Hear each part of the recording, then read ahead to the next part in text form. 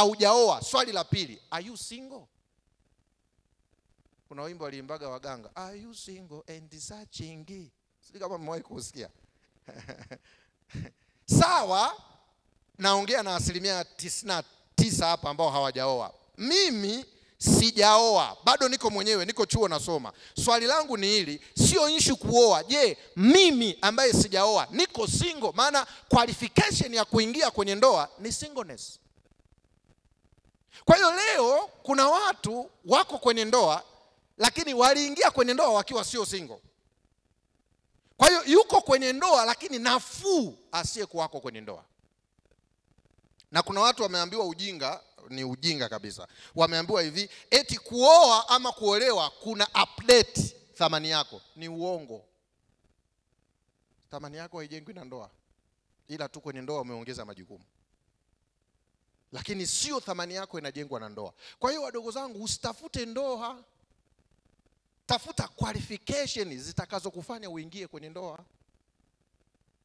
Kwa hiyo unaweza ukawa hujaoa lakini ukawa mtu wa maana kuliko aliyekuwa kwenye ndoa. Mimi siku hizi sifungishi ndoa ya mtu mpaka nimemfundisha siku 21. Yeye na huyu anayeoana nakaa nao siku 21. Siku moja nilikuwa naongea na kijana mmoja, ambaye pasa, bwana sasa umefika wakati nataka nioe na nilikuahidi utafungisha wewe ndoa yangu. Nikamuuliza swali la kwanza, kwani unaoa? Jibu lake angalia alivyokuwa, pastor, nasema ukweli, nimechoka kuzini. Sijui naeleweka? Kwamba kabla hajaoa ni mzinifu, alafu anafikiri hivi, nikioa nitaji-update nisiwe mzinifu. Nisikilizeni wadogo zangu, mzinzi ni mzinzi tu hata awe wapi. Kwa hiyo ukiona kinachokusukuma kwenye ndoa, unasema nimechoka uzinzi, sasa nioe nitulie naye. Niamini mimi, hautatulia naye. Kwa nini? Kwa sababu thamani yako haijengwi na ndoa. Wewe ni kabla hujaingia kwenye nini? Kwenye ndoa.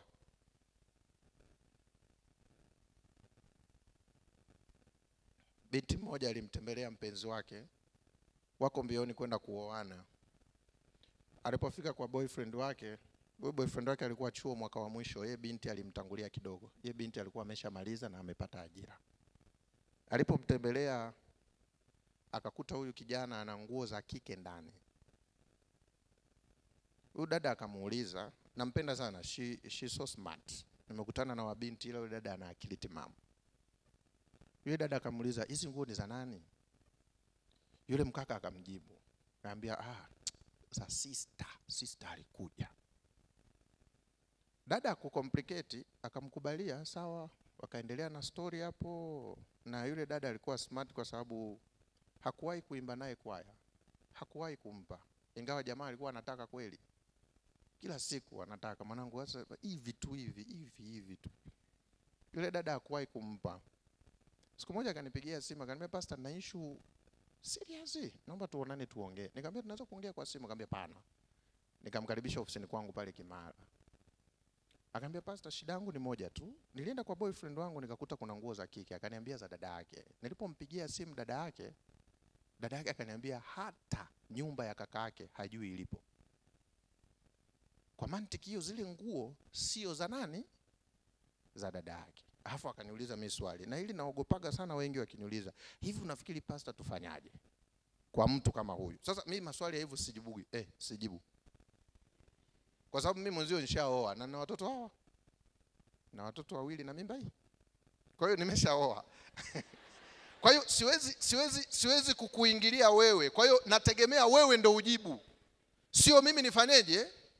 Kwa nini nasema huyu ni smart? Kwa sababu nilimchallenge, nikamwambia hivi, wewe unafikiri wewe sio yeye? Ngoja niwaambie wadogo zangu, mimi nikiwa malaya, mimi mwanaume nikiwa malaya, wewe mwanamke ukiwa sio malaya,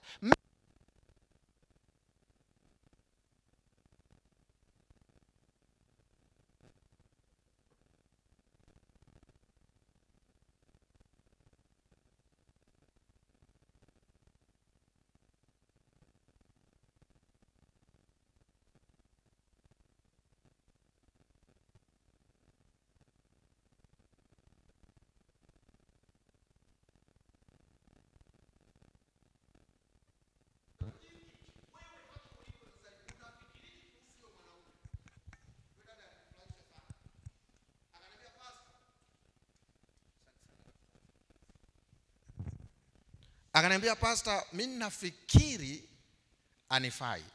Na mimi nikapigilia msumari kabisa. Nikamwambia kabisa, achana naye. Nisikilize vizuri wadogo zangu.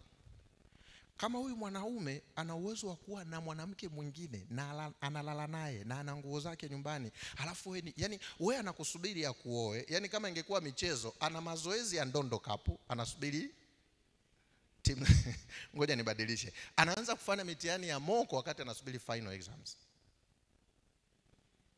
Angalia wadada wengi mlivyokuwa wapumbavu, mnisamee, sio wote, nimesema wengi. Waga tuna hii perception ya kijinga kwamba atabadilika. We Yesu